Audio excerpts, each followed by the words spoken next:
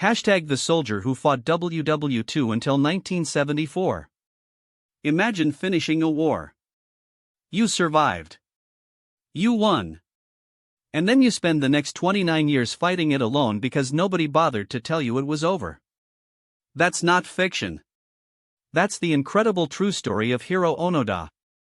In 1944, during the height of World War II, a young Japanese officer named Hiroo Onoda was sent to the remote Philippine island of Lubang. His mission was simple but deadly: hide in the jungle. Conduct guerrilla warfare. Never surrender. Never give up. He was given a sword, a rifle, and explicit orders to keep fighting no matter what happened. No matter what he heard. No matter what anyone told him. Onoda took his mission seriously. When American forces invaded the Philippines in 1945, Onoda and his small group of soldiers retreated deeper into the jungle. They built hidden camps. They gathered intelligence. They conducted ambushes against American soldiers and Filipino civilians. Onoda believed he was still fighting for his emperor. He believed Japan was still in the war. But Japan wasn't in the war anymore. On August 15, 1945, Japan formally surrendered. World War II was finished. American generals held press conferences.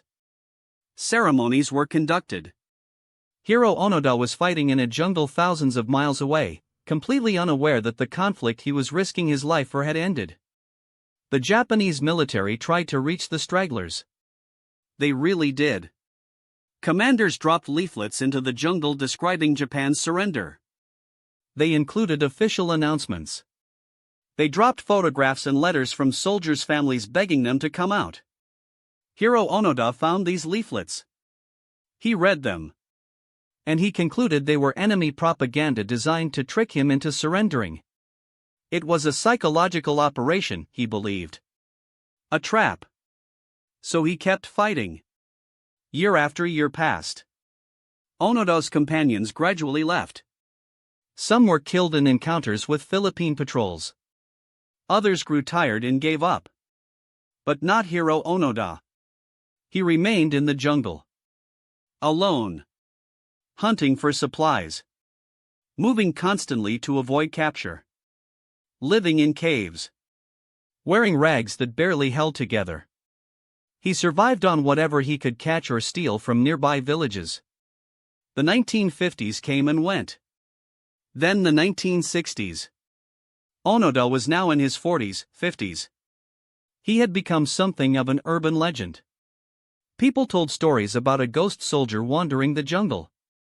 An old Japanese warrior who refused to accept reality. Some locals believed he was a supernatural being. Others tried to capture him. Bounty hunters searched for him. Journalists pursued leads about his location. Nobody succeeded. Onoda was a master of survival and stealth. He had spent decades perfecting his ability to vanish into the landscape. He knew every hiding spot on that island. Every water source. Every escape route. He had become less of a soldier and more of a phantom. Then something remarkable happened. In 1974, a young Japanese adventurer named Norio Suzuki was traveling through Southeast Asia backpacking across remote regions. He made a bet with friends that he could find Hiroo Onoda. It sounded absurd. But Suzuki was young, determined, and he had nothing to lose. He traveled to the Philippines. He began asking questions in villages. He trekked into the jungle. And impossibly, he found him. When Suzuki encountered Onoda, the soldier was shocked. Suzuki showed him photographs. He played him recordings. He explained that Japan had surrendered. That it was 1974. That the entire world had moved on. Onoda didn't believe him. He suspected another trick. But Suzuki had an idea. He told Onoda that if his commanding officer personally released him from duty, he would surrender. The military arrangements were made. Japanese officers tracked down Onoda's original commanding officer, now a retired businessman. That officer traveled to the Philippines. He stood in front of Hiroo Onoda in that jungle and officially relieved him of his duty. Only then did Onoda lay down his rifle. He walked out of the jungle on March 10, 1974. 29 years after World War II ended. 29 years fighting a war that had already been decided. 29 years of survival in impossible conditions. 29 years of refusing to believe that the world had changed. When Onoda emerged, he was arrested for war crimes. But his extraordinary story captured the world's imagination. He became famous. He was eventually pardoned. He wrote a book. He lived another 41 years, always remaining modest about his incredible ordeal. Hiroo Onoda died in 2014, finally at peace. His story teaches us something profound.